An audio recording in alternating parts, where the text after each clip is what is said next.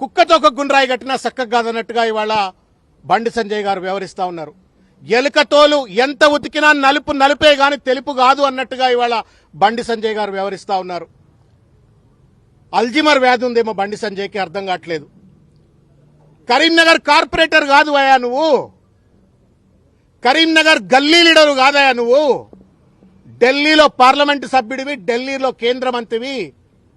Karimnagar corporator కాదు బండి సంజయ్, నువ్వు కరీంనగర్ ఎంపీవి. ఈ సోయి మరిచి ఇవాళ ఇష్టం వచ్చినట్టు మాట్లాడుతూ ఉండు. నేను ఇంత పరుషంగా మాట్లాడను, కానీ మాట్లాడవలసిన అవసరం ఏర్పడతా ఉంది. ఎందుకంటే ఉన్నతమైనటువంటి ఒక పదవుల్లో ఉన్న వాళ్ళు ఆరోపణలు చేసినప్పుడు ఆ ఆరోపణలు సహేతుకంగా రుజువు చేయవలసిన ఒక బాధ్యత వాళ్ళపైన ఉంటుంది. వెనకటికి ఒక ఎర్రోనికి మల్లెపూ ఇస్తే ఎక్కడో పెట్టుకుని వాసన చూసినట్టుగా ఇవాళ అంత పెద్ద కేంద్ర మంత్రి పదవిని నరేంద్ర మోడీ కట్టబెట్టి, భారతీయ జనతా పార్టీ కట్టబెడితే ఆ పదవిలో కూర్చొని వాడెవడో అడ్డమైనోడు ఏదో చెప్తే ఇంకెవడో అడ్డమైనోడు ఇంకేమో చెప్పిండు అని చెప్పని